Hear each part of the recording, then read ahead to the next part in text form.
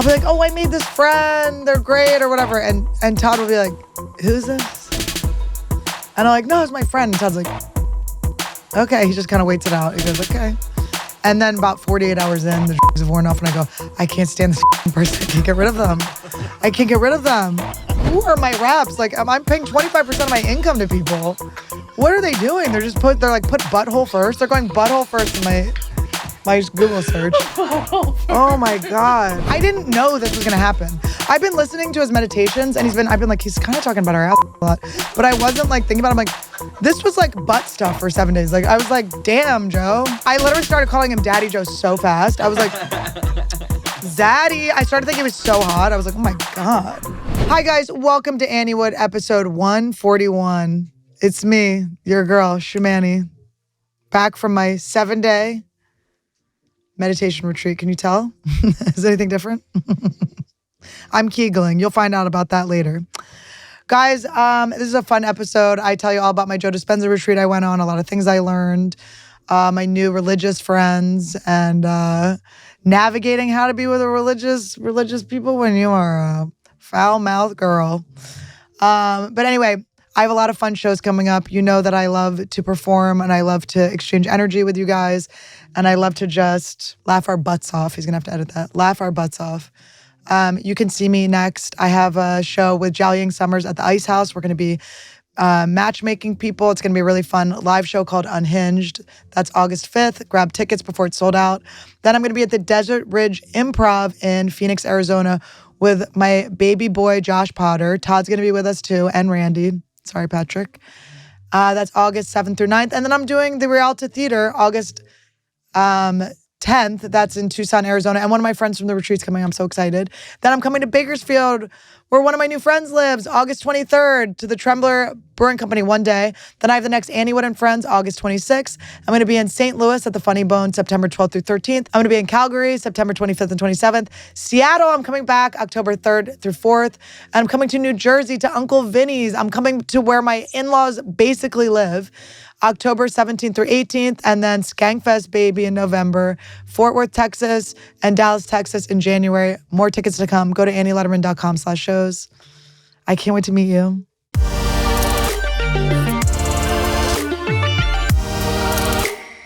Welcome to Anniewood. Press record. We're ready. I'm recording.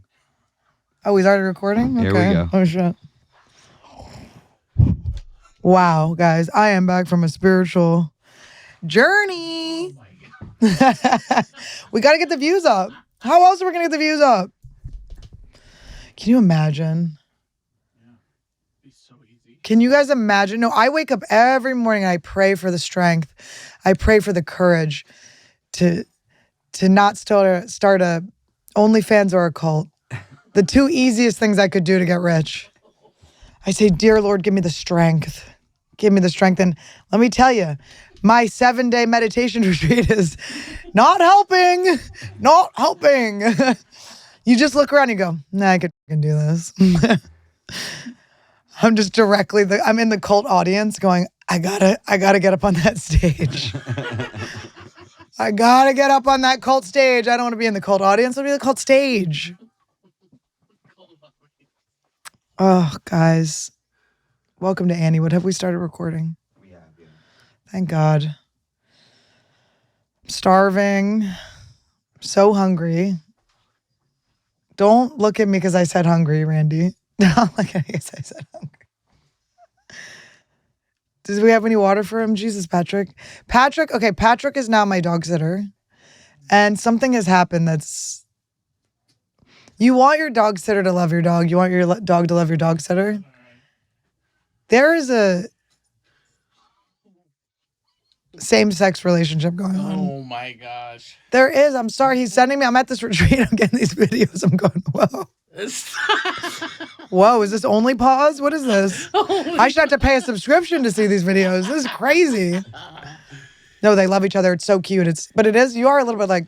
He is a very loving dog. He is the most loving boy. Yeah, he is. He's the most loving boy, and I love that you love him. But it is. As a mother. Oh my. As a mother, you go like, I would like to have a gay son, and then you go, I'm probably gonna feel weird when it happens. For a second. You know it's right. It's with with nature. It's what's happening. It's the truth. But you go, this is not what I expected. I did not imagine it this way. Just tonguing each other down. No.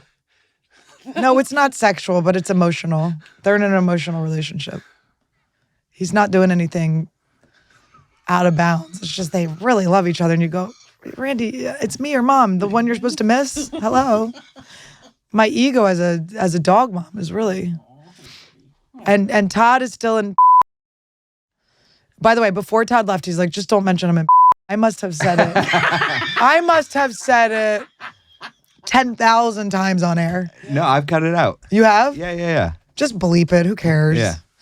But it's like, leave it in because it is funny that I keep saying it. I was telling him, I was like, Todd, I just got to tell you, I have said it more times than you think. I think no one else has said it as much as, even people that live in have not said as much as me since Todd told me not to say it.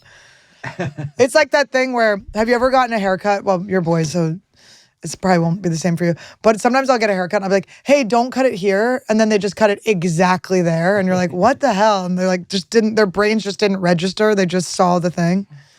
They say that's how the universe is. The universe doesn't hear whether you say the negative or the positive of something. So it's just like if you say, I can't even think of an example. Yeah, right the now. universe doesn't get jokes, right? Yeah, and also neither does my meditation retreat. Let me tell you, the bombs could be heard around the world.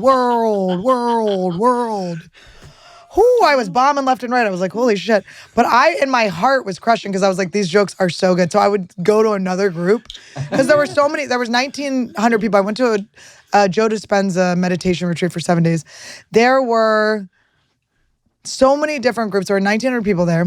So I was like, I was searching for my people. I was going, where are my motherfucking people up in here? And I found little pieces of them in different areas, different things. And now I have a friend group that Todd is going to nix. Todd's going to be like, we're done with these people. Wait, why? Todd's protective of me because what's happened to me in the past is, but there's no drugs involved with this one. There's no even though you are hyperventilating and you are squeezing your asshole and vagina, which I will talk about in a second, so much that it feels like I felt like I had been doing drugs. I felt like I had just been smoking DMT out of a crack pipe for 7 days. I was like, what? That just happened to me. But it wasn't. It was just meditation and breath work and a little squeezing of the old tainty-wainty.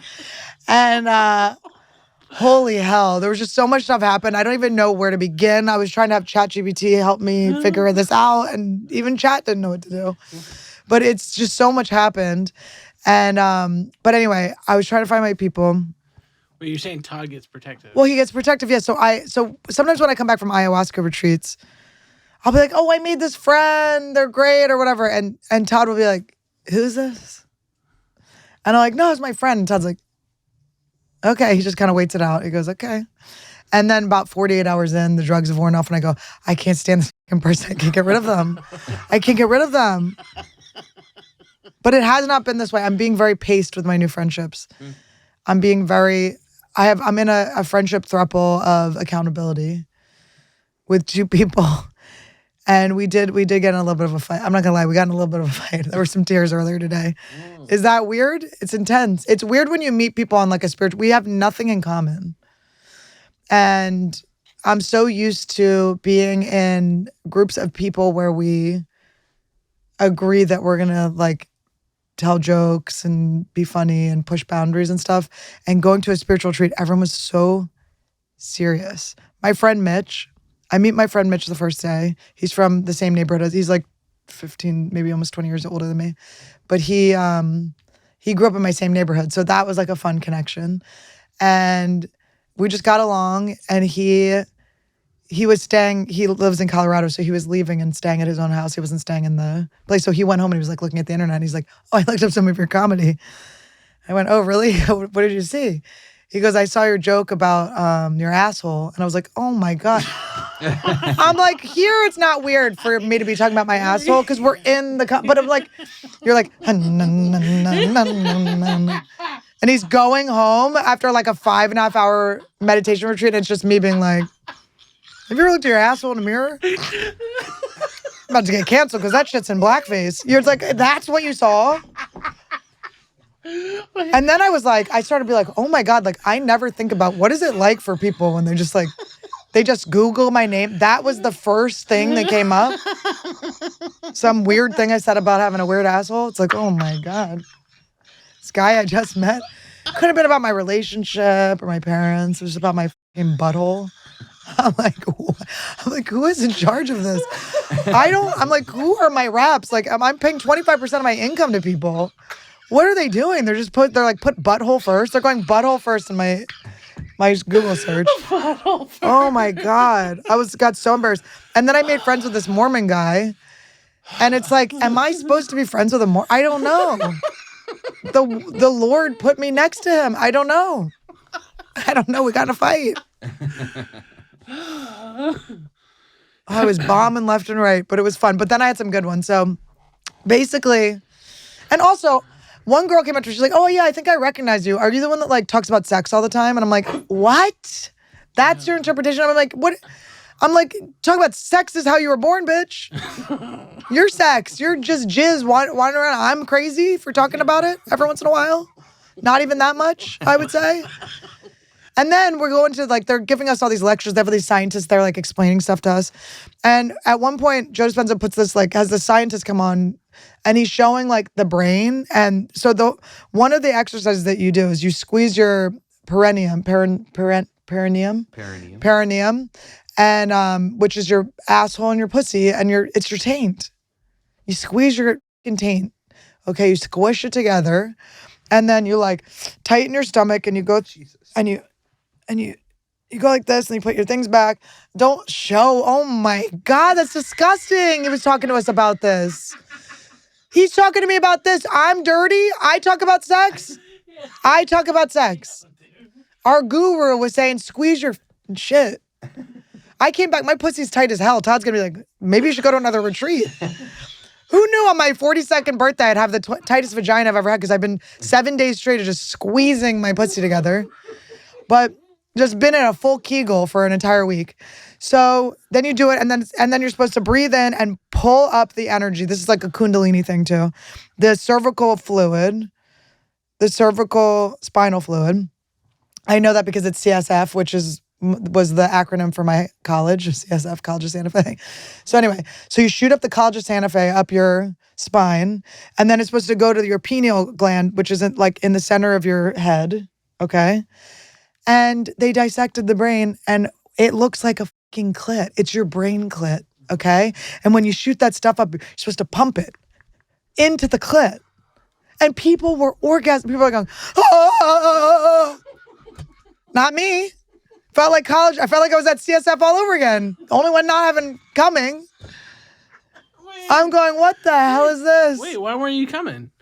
I don't know. I wasn't ready, I guess. Oh.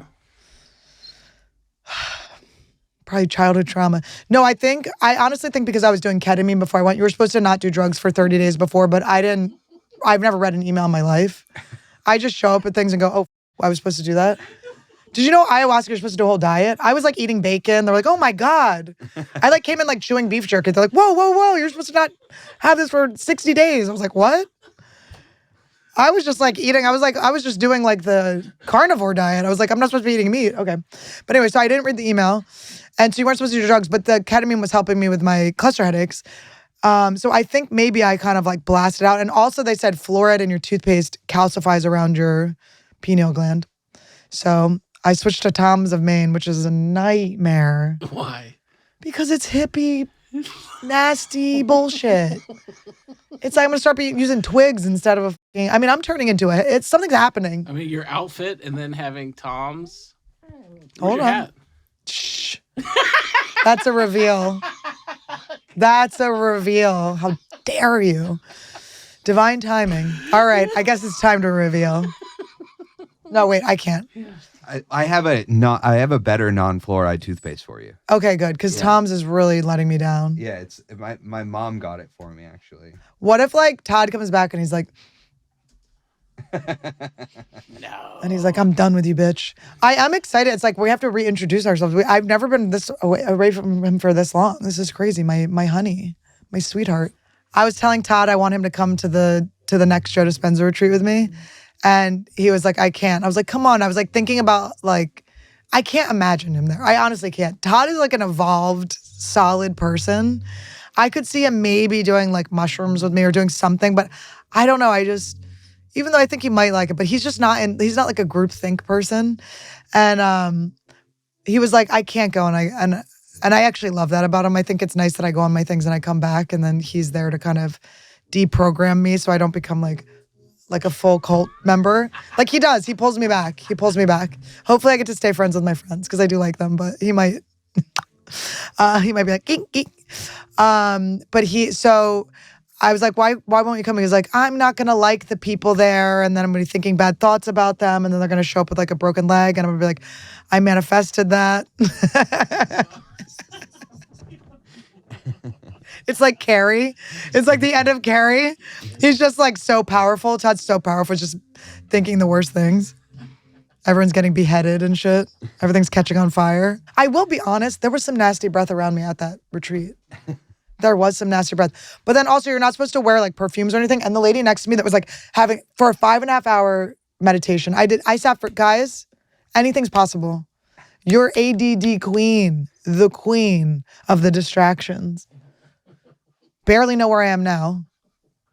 5.5 hours. Meditated the whole time. Would come out of it, stay in it. Didn't open my eyes once. Didn't check my phone. Didn't move my stuff. Literally did it the whole fucking time. This lady was coming.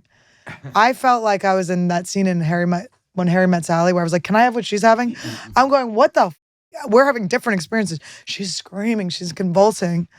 I'm like, God damn it. I think they're seeing like DMT, like trippy things when that happens. What does it sound like? Honestly, can you recreate what it sounded like? It's like, ah! It's like they were brain coming. So I'm like, oh, I'm the one talking about sex. Are you kidding me? Our brain is talking about sex. Our brain is a pussy joke. Our brain's a pussy joke. So we literally have 2 vaginas. Is that me? I've only been talking about one this whole time. Isn't that so restrained and godlike of me? But anyway. Do you think she was faking a little bit so she could be like... I honestly don't, because she hurt herself. Class pet. She hurt herself? She hit Shaman's pet. And she will not take that. I tried. I did not get through this time, but it will come to me. I went up to this lady at one point. I go, when do I get to meet him? She goes, you can't. And I went, what? I get some jokes. She goes, you can't meet him. And I go, well, I have a podcast. I don't know how I'm going to talk about this. He's got to tell me how to talk about what I've seen. This is the craziest shit. It's literally the most mind-blowing thing. Let me just say this right now. The Joe Dispenza 7-day meditation retreat is the craziest thing I have ever done in my entire life. And if you have even an inkling to go to one, you have to go. I can't even believe I'm like still coming back to earth. I don't even know what happened. But anyway. And your pussy's going to be tight as hell. So if that's what you're into. And guys, you're assholes, I guess. I don't know. I don't know what happens to you guys. Your balls get tighter if you Kegel. Boy Kegel. What happens to the male anatomy when you Kegel up? Do your balls like suck up a little? I think you have better bladder control. When you squeeze, all right, both of you squeeze your taints right now. Yeah. Everybody actually in the audience, everybody. Okay, sit up straight, everybody. Squeeze, breathe out. And while you're breathing out, start putting tension on your perineum. Taint. Okay. Now squeeze that shit while you're breathing in slowly. Tuck your belly in. Okay. Belly button to spine. Chest out, shoulders back. Breathe it into the center of your brain. You can think about in between your eyes. Don't let up. Keep squeezing, keep squeezing, keep squeezing. Throw your head back. Keep squeezing, keep squeezing. And then people are like, ah! Breathe out. Did any of you come? Did any of you orgasm? Guys, I didn't know this was going to happen. I've been listening to his meditations and I've been like, he's kind of talking about our assholes a lot. But I wasn't like thinking about it. I'm like, this was like butt stuff for 7 days. Like, I was like, damn, Joe. Okay, I literally started calling him Daddy Joe so fast. I was like, Zaddy. I started thinking he was so hot. I was like, oh my God. You're just squeezing your vag around him so much. Like, Papa, Papa, Papa. He came near me and I went, Papa? But I asked the lady, I'm like, when do I get to meet him? And she was like, you don't. And I was like, what? I go, but I'm like Annie Lederman. I'm a comedian. I have like a little bit of a following or whatever. And she was like, no. And I was like, I think you should tell him I'm here. I think I want to meet him. And she never told him. I was like, you should tell him. I think you'd want to. I do think you. I do. I do think he would want to meet me. But anyway. Wait, when that's going on, how many people are around? There's 1,900 people. It's a huge auditorium and it's a ballroom. And is it just one by one hearing a scream over It's there? all over the place. And then he's leading these. And then sometimes every once in a while, he'll like, while he's talking, he'll have them echo him. So he'll be like, so you'll be no time and space. And you're like,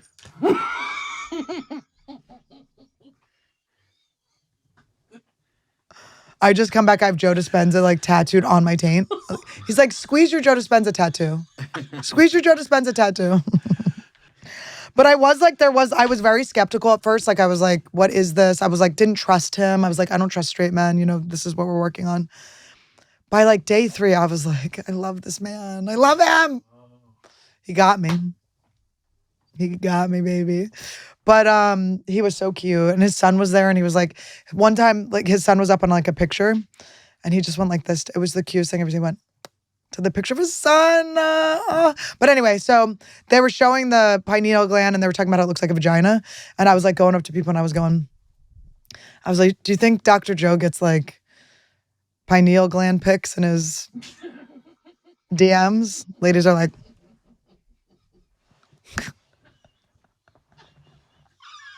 I was being pure Annie Lederman, and there were not, but nobody knew, like nobody was coming. My ego was like so checked because nobody knew who I was. Nobody recognized me. I was like, damn, not one person knows who I am. I was like, all right. Because I was like, maybe I'll be in like a celebrity section. You know, I was like, oh, I should probably be in the celeb section. And I was like, it's going to be weird. You know, everyone's going to be like trying to talk to me. And then, but slowly, like the screams, like the orgasms, people started to realize who I was. And then the last day, this guy came up to me, or like, not the last day, but this guy, it was like close to the last day. I'm forgetting his name, but I love him. I'm talking to him on Instagram. But he was like, I know who you are. I'm a big fan. And I was like, where were you? I was losing my mind. I was like, tell somebody. Go tell Joe. Go tell Dr. Joe. And then I made friends with a 16-year-old kid, this kid Julian from Texas. And he was like, yo, you're famous. Because I would be like, oh, I'm a comedian. And people would, then they'd go, because you're wearing your name tag. So then the next day people would come in and they'd be like, oh my God, you're famous. And I'm like, I guess I am. Me? Not like I was just sitting there like manifesting it. Like all my things are just fucking have someone come up and tell me they fucking know who I am. But I was like, even just being in the audience, I'm so used to being the one like on stage. Like I like had to check my ego. Like I had to be like, bitch, you need to come back to earth, because I just like am not used to being like in the audience. And then when I couldn't meet him, I was like, I literally was like, I got a cluster headache. The lady said no to me. I was like, my head hurt. I was like, oh. I was like, I'm not in this timeline where I'm not allowed to just walk in and meet him. But I'll meet him. Let's be real. You're not going to meet him. You know he's going to be sitting here on the podcast soon. Obviously. No, I can't wait to have him on the podcast. I had visions of it, but I was thinking, so this is what I learned. When the lady was like orgasming next to me for 5.5 hours and I was getting nothing, I started to get pissed. Like I was like trying to send her life, like bless her, love her. God bless you. Congratulations. I'm so glad you're having a wonderful experience. This is so great for you. And we want our sisters to come. And, you know, but then I really got into like, I was like, what the why am I not getting there? Like, I'm always almost there. I'm working so hard. I'm always almost there. Everyone else is getting stuff. It's like, I don't deserve it. Or like, you know, I just was like, it's not fair. It's not fair. And then I was like, afterwards, people were coming up. They're like, how was your meditation? I was like, it sucked, dude. Like, this bitch is like coming, you know? And then even I went up to her afterwards. I go, that must have been amazing for you. And I'm like, you know, I'm like, that's amazing for you. Was that good for you? I'm like so jealous. And she's like, it's usually much better. I was like, oh my God. Well, excuse me, dear. No, but she was so sweet. But it was like funny for her to say that, because I was like, oh my God, she's like, she wanted more. But Joe was saying like during the meditation, like one of the words that like stuck with me was he was like, like be satisfied with your experience. You're satisfied. And I was like, oh yeah, because everything's divine timing. Everything's happening exactly and unfolding exactly how it's supposed to. And I'm glad I sat next to her and I'm glad that happened because afterwards I was like, we did the next meditation we did was about stepping into your new self and like something you want to leave behind and move. And I realized that is my underlying belief is that everyone else is getting things. I'm so close. I'm almost there. And that is what's holding me back from really stepping into like this space that I'm in now. And I've always been here. I've always been succeeding. I have manifested so much stuff in my career. It's like, and I just never even let myself see that because I'm looking and comparing to other people and being like, well, I want that, which is like, I couldn't even possibly have what they have because it has to be me. I'm only me. So there's no way to possibly have another career trajectory that I'm having. This is what I'm having and it's been amazing and it's so cool and it's growing and expanding and it's about to get fucking crazy. My manager did something weird and I went, we're about to scale up a lot, babe. So we better get these little things done because it's about to get big. But I do feel that way and I don't mean it I'm teasing the ego stuff, but I really do feel like I have more to say and I'm being more honest and I feel like I'm going to find my people, my tribe. Because what I realized when nobody was laughing at my jokes, and some people were, I was getting people to laugh, but it was like when I was uncomfortable in this space and I was realizing how serious this community is of like spiritual seekers and people that are healing, I just realized like, no, I want to be healing and healing other people and be in this healing community and also say pussy. I want to do both. I want to be like, yeah, bitches, let's go. I'm a it for the light. Let's go. I'm a for the light. Like, I want to be like that. And I was like, oh, that's actually not, I haven't found that. So that's me, guys. I'm seeking for it outside of myself. It's actually just me. So come to me if that resonates with you. So that was like cool. But anyway, so I realized that I was doing that. And then the next meditation I did, I just imagined myself, rather than thinking of the things I don't have and stuff, I imagined like my managers and my agents calling me with all of the things I've ever wanted. Being like, oh, these people want you. They want you on the show Traders. They want you on, you're doing the roast. You're doing like all of these things that I've always wanted. They want, like you're doing a show at Largo, like all these things that I felt like I wasn't like, or Netflix wants you, like things that I felt like I was outside of or like close to and like orbiting but not quite in. I imagine my manager and agent coming to me with these, like there's a movie, there's a TV show, like all these things, and then me me listening to them and going, let me think about it. Let me think if I have time and I want to do it and this is where I want to spend my energy, rather than like I'm starved for these things and I can't wait to have them. Rather just be like, when these things come to me, when the things that I manifest come to me, they might not even be the things I want anymore, So just kind of thinking about that, where it's like, this is like, I'm going to live this life of having it all, being able to do everything and have everything. And it just feels very good. I feel very abundant and very excited. So if that hadn't happened, if I haven't been sitting next to this girl that was just fucking multiple orgasms, basically spiritually squirting all over all of us, I was like, Jesus Christ. Then I wouldn't have thought of that. And then I was like, oh, that ended up being like the perfect 5.5 hour meditation for me. Like, I'm so glad that happened because I saw that underlying belief, because it's been keeping me separate. Because I kept wanting to meet Dr. Joe, and there was this woman there that I watch a lot of her YouTube stuff that I love. She's a dietitian named Dr. Mindy. She does all this stuff with intermittent fasting for women. She's just such a badass. She's so cool. And I was going to say hi to her, and then I was like, I don't feel like bugging her. And then I never talked to her, but hi, baby girl. Saw you. Love you. Have a seat. Come have a seat in Anniewood. Another person, I'm just like, oh, I want to have her on here. But I was thinking like with those two people, I was like, oh, if I can get around them, I can name drop all of my friends that they're friends with. Like there's so many people that are doing kind of the same stuff in their space at their level or even higher that I'm friends with. So I was like, oh, I'll just name drop all of those people. And then I was like, wait, that's actually putting separation. That's making me like I'm lower than all of these people. And I'm like, I need to name drop myself. And I did. And the lady said no, but it was okay.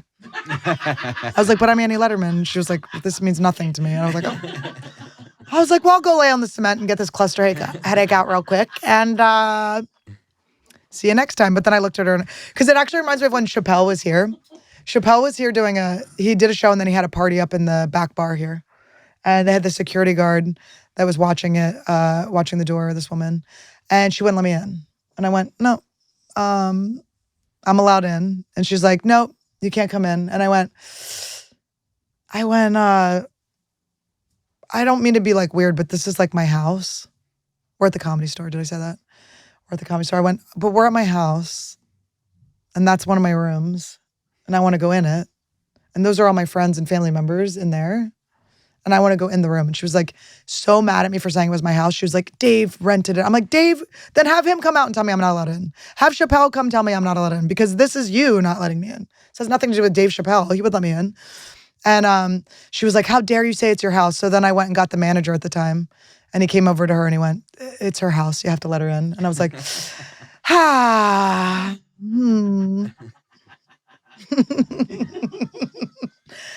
And then I just went in for 1 second, said hi to Tiffany Haddish, and then I was out. I was like, I didn't even need to go in for that long. I just wanted to be like, ding, just tap my foot down and be like, boop.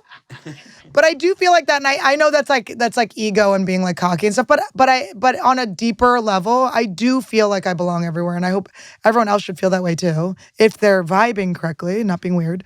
But like, I do think that I've worked really hard to belong everywhere that I go, and I don't look at people. I think the reason I got along with so many of my heroes when I first met them is because I always knew I could add value to the riffing. So I would be in green rooms, very new in comedy, just like jumping into the riffs, like hopscotching into the riffs, like at the same level that they were, because I just always had that confidence. I felt aligned with them. I just felt vibrationally aligned with the comics that I was fans of. So, and I think that's why I had such a quick trajectory in my career. So then I was thinking about in my life, like, where are the times where I'm just not like, I'm not letting myself feel like I belong, and how has that held me back? And so I'm course correcting those. And so watch out, billboards. I just saw Mark Maron on a billboard. It was cute. But yeah, I think I asked myself, I go like, I've been asking myself the thing, like, why not me? Like, why wouldn't it be me? Why would other people be getting things if I want them to? Like, why couldn't I also get them? Not like it should be me instead of them, but like, why wouldn't I also get those things? It's been really exciting. It's just good. I just feel like I can manifest anything. Any questions? Over time, do you think your confidence lowered, or was your confidence always there? I think I had underlying low confidence beliefs, but there were just like a few things. Like with when I first started stand up, I quit drinking after my first open mic, so that gave me huge confidence, right? Because I did this kind of drastic thing. I made this huge sacrifice, and I think a lot of times, I almost feel like maybe I came onto this earth with like a little bit of an addiction problem, because I have pretty big moments when I quit something. It feels like a sacrifice for my higher good, like whatever the next thing is that I'm supposed to do. Like, I remember I was doing ketamine out of a bag, like in the bad girl way.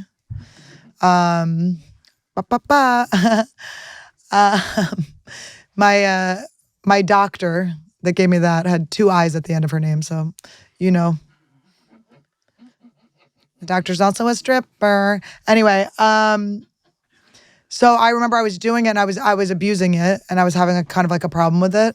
And I went into the bathroom of the airport, or not the airport, the airplane I was on, which, by the way, if you've never done ketamine on an airplane, I peaked. I'm done. So I did most of it. So there was just a little bit left, but I still there was still enough to do a finger nail or two. But I went into the bathroom and I went I'm sacrificing for the future of my career, for shining light, for good vibes, for, sharing vibrations, cultivating a good hang with people. And I dumped it into the toilet. I mean, it was a little bit, but I still did dump it. And it felt good. I like to do that, to be like, I am sacrificing this thing I love to do. Because I love nothing more than drinking. Drinking was my favorite thing in the world. So then when I found comedy, I was like, okay, I found my new favorite thing. I'm going to get rid of this destructive favorite thing and go into this thing that I love so much. And then I just busted my ass. I did so many open mics. I just made sure I was working the hardest I could. And I built so much goodwill with myself. I just loved myself so much that I was so confident, because I just had honed and polished and just beat myself up. So that's so then when I got Montreal a year and a half in, unheard of. Usually people wait decade. at least 4 to 7 years. I got in an hour, a year and a half. It might as well have been. A year and a half I got into Montreal. I did bomb. I didn't manifest killing. I did not manifest that part. I didn't visualize the actual show. I was like, I'm gonna get it. That's a good hint. That's a good hack because I actually was the manifestation hack. I was thinking about this. I always imagine myself like trying to like get through the barrier of getting something rather than the end. Like I should be manifesting the end of my special and people are like feeling, crying, tears, weeping. Thank you, throwing flowers. You saved our family. For some reason, families are getting back together. It's like, oh my God. Someone stands up and they out of a wheelchair. They're like, Annie, thank you. I don't like men's no more. I don't what? Like men anymore? Yeah, I've been delivered. Oh my God, that's interesting. That's the one you picked, Patrick. Oh.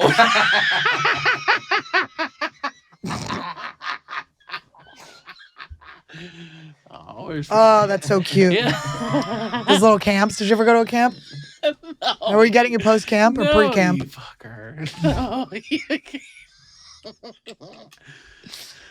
No. But anyway, they are funny. I do like when it is cute. But I did see some of that happening at the event. There was healing things. There's Patrick. You would do this? Patrick! Oh my God. Well, after he does a little more yoga. Yeah, okay. I'm just kidding. That's so mean. This doesn't look anything like this is a man of color. That's the only reason it's not like him. Imagine wearing that outfit and saying you're not gay. And literally sucking the dick of the mic. He's literally blowing the mic. Nobody holds the mic like.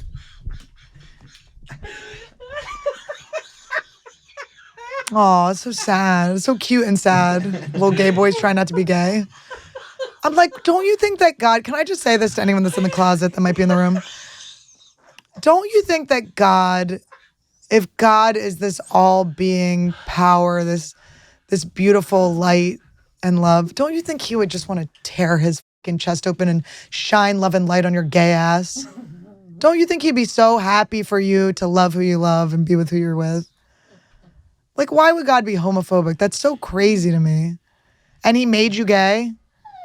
He made you gay and then made you feel bad about it? You got to just squeeze that asshole together, okay? Tighten that butthole. Anyway, you got to imagine the end of the thing, the successful thing, not that just getting in, because I bombed, but everyone else bombed except Joe Mackey killed in Montreal. And Howie Mandel was there. I was like, of course, Howie Mandel just saw me fucking bomb. But anyway, so, yeah, so then I did that, and then I got on a Fox did a showcase at the Hollywood Improv, and then the booker for Chelsea Lately came, and then I got on Chelsea Lately, and then this is all a year and a half into comedy. And I had written it in my goals. I had read Brian Tracy goals, check it out, I've mentioned it before. I'm going to start rereading it, where you write your 10 goals positive at present tense every morning and every night. I did it once or twice. This is how good at manifesting it. I did it like once or twice, and I was like, found the notebook later. I was like, got it. And these were all things that I felt embarrassed to even write down. I was like, how dare I think I'm worthy of being on Chelsea Lately? And then I was on it in a year and a half, and I did it all the time. And then I was so worried I was going to not be asked back to Chelsea, and then I wasn't asked back. Like I manifested something negative. Like I was so nervous about it. I kept spinning about it all the time. And I did it for like a year and a half, and then they didn't ask me back. And I made it like mean so much. But then when I look back at it, she knew that the show was ending and she had like a year left. So she probably wanted to just put her friends on. She barely knew me. And it was so nice of her to have me on anyway. But I thought my career was over. And then I got Girl Code that was in New York. So I had moved to LA to do that. Then I was moving back and forth and going back and forth to New York to do Girl Code. And then I just really then they gave me a TV show on E! I had my own talk show for 4 episodes. 4 eps. You got to see yourself through. You got to see yourself with a full season. Don't just say I'd like a talk show, because I'll give you 4 episodes. Pretty weird. But yeah, and then I got past at the Comedy Store the first time I auditioned. I've had a beautiful, blessed life, and how dare I for any moment think that I'm so close to having something. I'm just not there. It's like I'm in it. I'm living inside my dream. It's the best. And I bet you everyone at home, you guys all have that same thing. Oh my God, he's looking at my talk show. That was look at the GP Entertainment. Look at that picture. That was me on my talk show over here all the way to the right. That's me on my talk show. Isn't that cute? Whoa. That's me on my talk show. Little new in comedy, Annie. Isn't that cute? But yeah. But by then it was like 2013, so I was 4 years in. 4 years in, I had my own goddamn show. But I kept manifesting a successful thing, but with people that it didn't vibrate with. Like, I don't know why that happened. I could investigate that maybe, but it was with my friend Julian, but we just didn't have like a mutual, I didn't feel respected, and it just felt bad, and it didn't go through. So maybe I made sure that happened. I don't know. Maybe I accidentally manifested that it wouldn't be huge. How is the photo from your Wikipedia already from here? Whoa. I'm Patrick. I'm glad it's with my engagement ring. It's not just me not engaged. Sorry we catfished you guys. We tricked you guys. Is it the Marin episode? Yeah, it must be. Look at how I'm looking at him. It must be. It's when he's like, let's not talk about people with special needs. By the way, I forgot to follow up with this. I worked with kids with special needs. Mark Maron and I, if you haven't seen that episode, go back and watch it, because we were talking about, he's like, I don't think you should make fun of people with disabilities. And I like kind of understand what he's saying, right? But there's an inclusive aspect of making fun of people. And when I worked with kids and adults with special needs for 4 years straight. I love that community. But what I noticed about them is people don't look at them. They don't want to be rude, so they don't look at them. They ignore them. It makes them feel too much, or they don't want to be rude. And so if I do tease that community, it is out of like visibility, loving them. You're a part of this. Like if you're making fun of everyone in the audience and you just skip over someone in a wheelchair, it's mean. To me, that's mean. I don't know. That hits my like heart, where I'm like, oh, I want you to be a part of this. I pick them up, their legs are swinging. Hug them to my chest. Legs are still hooked in. I'm like, oh shit, sorry. They don't feel it. Oh.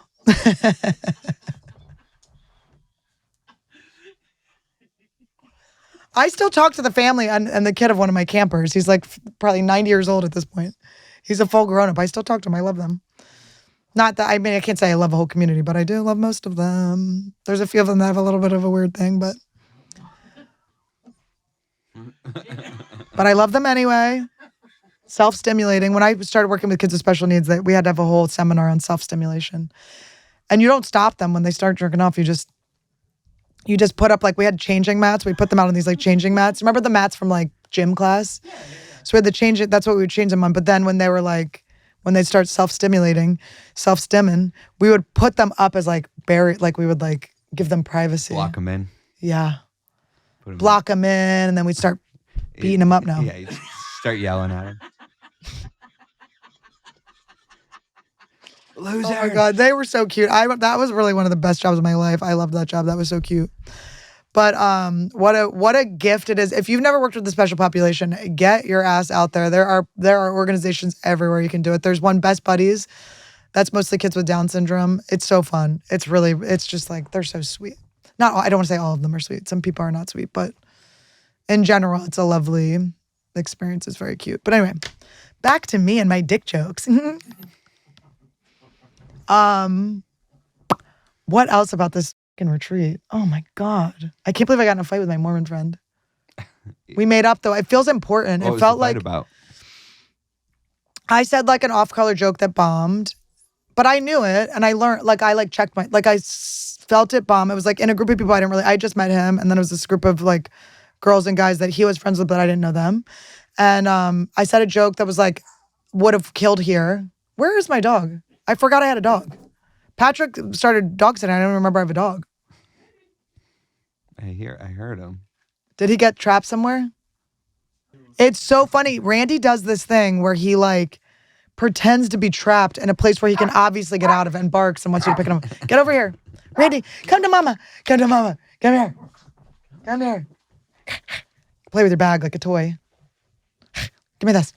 It's like, that's my home though. It's crazy boy. Here, take my shoe, Randy.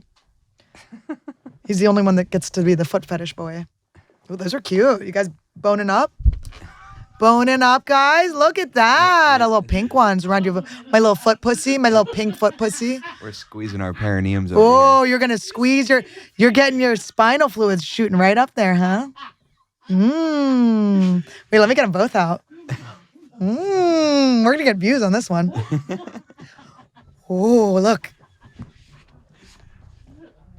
Wait, how do I do this? I have to use I got you on this one here, this side one. Yeah, there they are. Oh, Jesus Christ. Worth it. Hold on. You can sit and we can see him. It's my foot, pussy. You in there.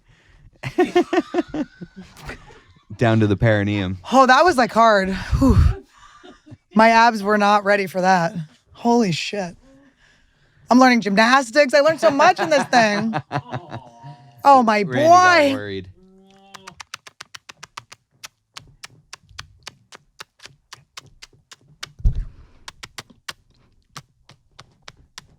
This is my whole life with Randy.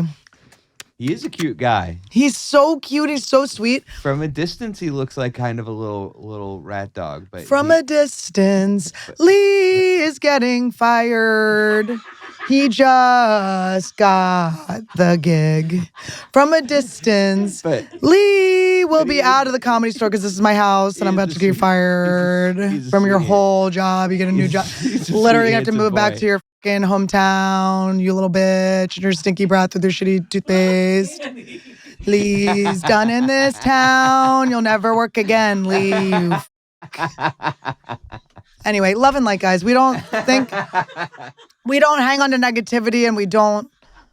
But anyway, okay, so I'm talking to my friend, my Mormon friend, who I'm just I'm very excited by the idea of being friends with someone that's very different than me. Like, I am like, I just, because I know I'm going to bomb in a church, so I don't go to a church. I go to Quaker meeting where you're not even really, they can't really get mad at you. Because your Quaker meeting, you sit in silence, you stand up, you say, God moved you to speak. I can say whatever I want. That's God. You can't be mad at me. That joke bomb, actually God's joke bomb, because he was actually speaking through me.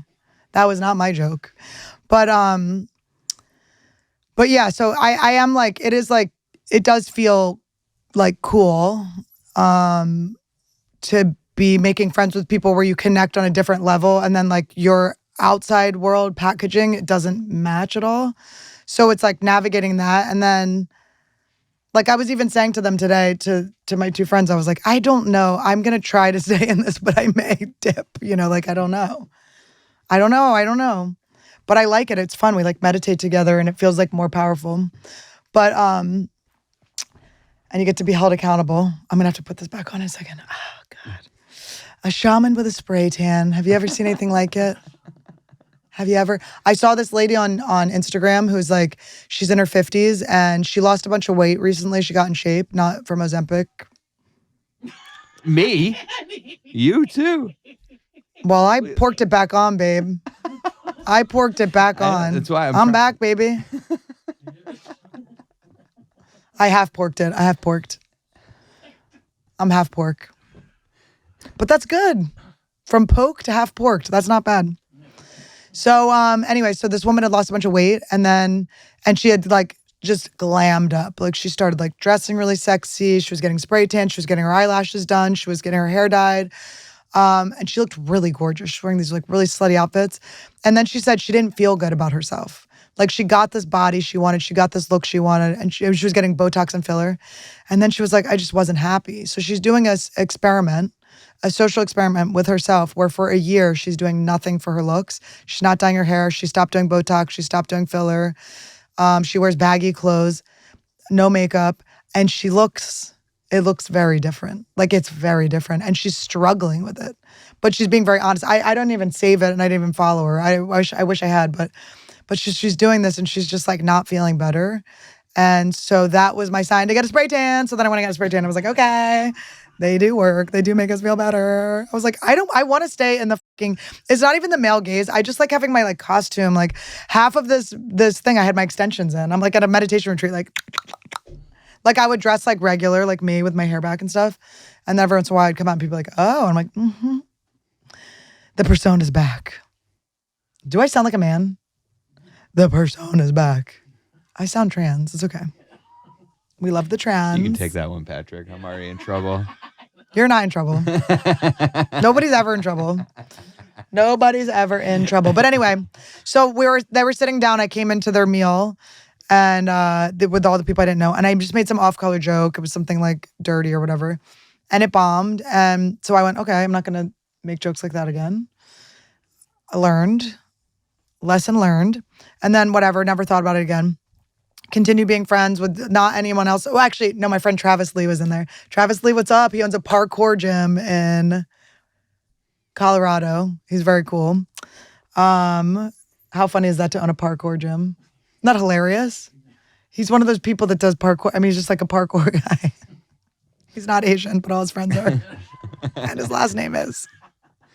And people just travel from all over to squeeze taint? People come from all over. And it was cool because most of the people are like married with kids and you know, I'm like questioning that. So it was like fun to hear from different people's perspectives and stuff. But people just talk me in and out of it. So that's where I was like, okay, the lesson I'm getting, because instead of letting people spin me out with their things, I think what source, I'm trying not to say universe anymore because I saw another thing on Reels that was like, I should say TikTok so I sound cooler. I just never go on it. But on TikTok, I saw this thing about, or I should just be myself. It was Reels, okay? I'm 42, grow up. They don't look 42 though, do they? I'm Jackie Robinson's number. I thought about that. I'm Jackie Robinson's number. Was he 42? Breaking barriers. Was he 42? I think so. Yeah, he was 42. Jackie Robinson broke a chair at my grandparents' house. And Jackie Kennedy, my mom dropped a meatball in her shoe. Because you broke a chair. No, it was like separate occasions, but they came to, my grandmother was like, oh my God, the Kennedys are coming. You have to like be, so she like gave my mom like a tray to be like, you're serving them so she could go meet them. And my mom was nervous and she just dropped a meatball in her shoe. Yeah, but my great uncle his name's John Kenneth Galbraith, and he was like a famous economist, and he was the ambassador to India under Kennedy, JFK. So I actually met Ted Kennedy, checked me out before he died. Ted Kennedy looked at these, I was like, he's into little boys. He checked the boobies out. I went, okay. Found one. Epstein's list. I went at my great aunt's funeral. He was there. But anyway, so yeah, so that's it. But it was all through adoption, so that's why I don't have big teeth. Okay, so the fight we got in, it wasn't really a fight, but it was like, so, but it was interesting, right? So he's like Mormon, sort of like in and out of church. And then my friend is a yoga teacher and a breathwork teacher. Like our three-way is like, it's like a weird, fun group. But we just met on this like spiritual level, all of us, and it was like really cool. And so anyway, so I sat down, that thing had happened. So then when I was talking to him, he was like, oh, this girl, when we were all sitting there, she really didn't like you. She didn't like that joke. And she like got up and left. And this is like days later. I haven't even thought about that. I don't know this girl. And he said that and I was like, oh, that sucks. Wasn't thinking about that. I didn't even notice her or whatever. And then it's like when you hear someone didn't like you, you're just sort of like, okay. But I get understandable. She has every right to not like me. I said something crude. Dorks. Crude was said a lot. I'm just like, crude. Let's not take the C out of crude and consider it rude. It's just crude. Who cares? Literally, who cares? It's cool and rude. Hello. I'm crude. I don't know. I just don't. My parents curse. My parents talk about sex. I was brought up on the streets. Like I was raised by Quakers. Loose Quakers. I don't know. It's like, what are you going to do? So anyway, so I kind of just had to be like, all right, whatever. I like who I am. This girl didn't like me, whatever. But I was like processing it. And he was kind of like, oh, like, I probably shouldn't have said something. And I'm like, whatever, say whatever you want. I don't want people to like censor them. Like I can set up boundaries with people, but I don't want people censoring themselves around me. If someone says something that makes me feel away, that's me feeling away. That's like my responsibility. If I'm triggered, that's happening to me. I need to investigate what that's triggering, what wound that's triggering. And it's usually pretty good when that happens because it's fruitful. You learn something about yourself. You learn something you need to let go of. So when people go, oh, I shouldn't have said something, I'm always like, no, it's like, It's not even really about you. It's about what's like bouncing around inside me from what you said. And then, but then that same girl didn't like the other girl, our yoga teacher friend. And so I was like, okay, well, I'm like, why are you telling us that this girl doesn't like us?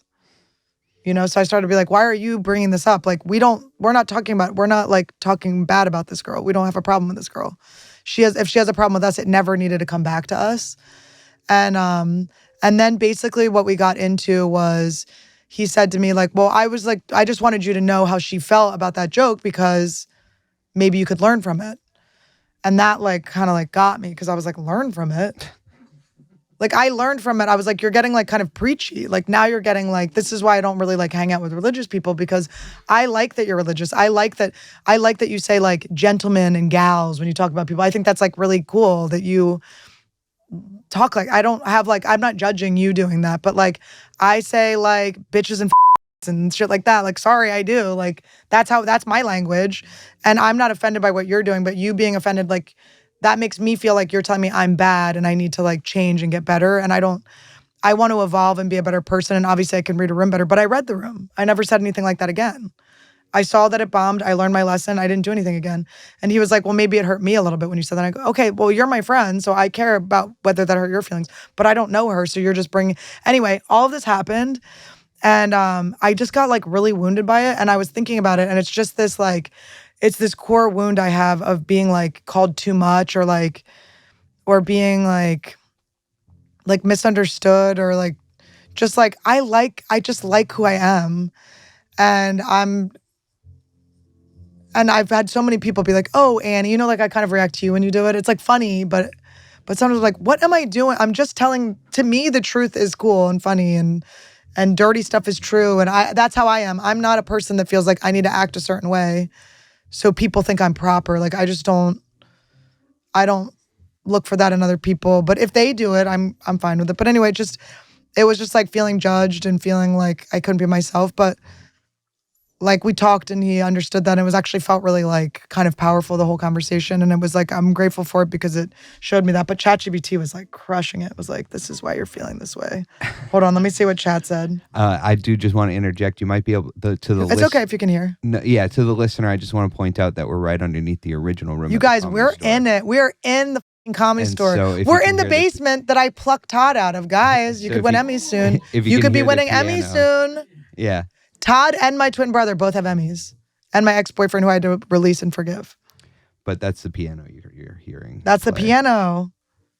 Is there? My group chat's still going with people into the original room. My little spiritual throuple. We're still all talking to each other. So what was ChatGPT going off on? Okay, ChatGPT was saying, because I was explaining the situation, and I was like, all right, so this is what the wound was. Okay. What this triggered in you, the wound of being too much. This is deep. You've probably heard this since you were a kid, right? Yes, too loud, too inappropriate, too intense, too real. When your friend said that this would be a learning experience, it echoed the same old judgment that you need to be softened, refined, or corrected. But let's be clear, he didn't say that you're bad. He positioned himself as better, which is what made your soul recoil because you fought so damn hard to love the parts of yourself that people like him politely distance themselves from. For real. Like, I'm just like when people just don't like who you are, like that sucks. But I like who I am, so it's like I don't want to like change who I am anymore. The trauma of social exclusion. You didn't notice the woman leave, but the moment that he retroactively told you that she was offended, your nervous system went, I'm being iced out again. This is not just iced out, misunderstood, and worse, even judged by someone who wasn't even a part of the joke. The social punishment without a trial, and it hits different when you're someone who uses humor to bond, not to hurt. Like I was just trying to be like fun and make friends. Your sensitivity to hierarchy and moral superiority. This is a big one for comedians, and especially for you, because you channel healing through subversion. You smell judgment disguised as morality from a mile away, and when someone spiritual starts talking like a missionary, this is a teaching moment for you. It registers as, your rawness is less evolved than my restraint. Boom. Not to talk shit on him. I think he's lovely. I really do. And I think he kind of got it when I said it to him. I think we both like learned from this because he was like, oh, I don't want to be like that.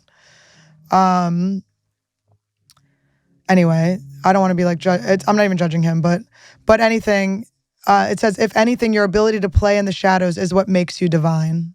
ChatGPT gets me, guys. Let's reframe the dynamics. Your friend is not the villain. He's a man. Oh, wait, I don't want to say that, actually. That's not appropriate. Anyway,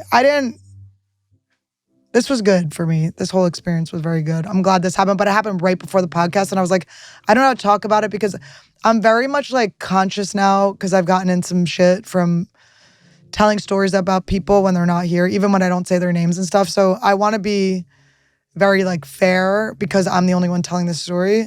But I do think it was like really important. I'm glad that happened. So guys, this is what I was thinking about on my birthday. And this is also what I'm coming to terms with. And this is just a battle with myself, but it's like, it feels like it's me against comedy. I turned 42 on Sunday. My tits are perky, my ass is fat, my dog's cute, my fiance's hot. I'm in love. I love my family. I love my in-laws. I love all my new friends I met. I love my spiritual practices. I love these guys working on the podcast. I love my fans. I love my audience. I love that I have a job that I'm basically just exchanging love and light with you guys and good vibrations. That's my goddamn job. Going all across the world to just cultivate a good hang with you guys. Alchemizing, I think I'm transmuting dark situations and making them light. That's where I think I felt a little triggered by that, where it's like, I say up shit and we joke about it and then it's not up. That's how I look at it. Other people are like, you should never talk about up shit. Well, that's what happens in churches. Who benefits from you not talking about it?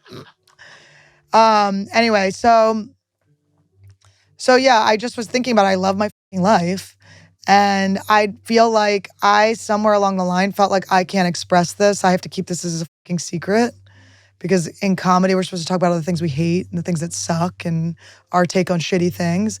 And I actually don't want to do that. I want to be able to have a crush on my life. I have a crush on my fucking life. I have the cutest fucking life. My life is so cute. It's so cute. My job's cute. My dog's cute. My husband's cute. My friends are cute. My in-laws are cute. My parents are cute. My nieces and nephews are cute. Everyone's cute. My frozen embryos are cute. Cold, very cute. Haven't seen them. They could be gone. This could have been fake. I've never seen a picture of them, but apparently they're somewhere. And everything's cute. I think my life is the cutest life in school, and I have a crush on it, and it's mine. Haha. And I hope yours is cute too. But I don't want to hide that anymore, and I want to be able to be a comedian. I want to be able to be a comedian. And I also want to be able to wear a hat. Is that wrong? Can I wear a hat? It looks good. Can I be a comedian and also wear a hat? Yeah. Can I do both? Guys. Let me see the with the sweatshirt too. It makes the outfit. Here, rat face. Randy doesn't care. He's been called worse. He's been called Micro. He loves it. He's been called Mike, last name Crow. Mike Crow. Because his penis. That's funny. That's funny. See, now this is the whole shamani look right here.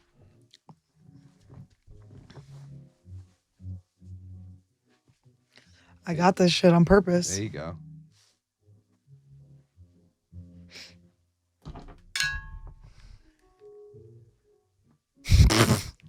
With the piano. What's up, bitches? I can be spiritual and I can say bitch cunt. Oh, I can't say that one. There's one we won't say. There's one we won't say. But that's because I personally don't want to. Okay? If you want to go for it, okay? Freedom of speech, but that ain't my freedom. And speaking of freedom, the Quakers did... The Underground Railroad is the Quakers. I don't know if you guys know that. I don't know if I've bragged about that. Yes. The Quakers did the Underground Railroad. But anyway, Yeah, this is new me. I probably won't wear the hat too much, but it's kind of funny. Miranda, the girl parking the car, was like, "You've got to take your hat off right now." I gave her my key, but I put it in the thing. I made her touch the hat. Touch it. Let me wear a hat.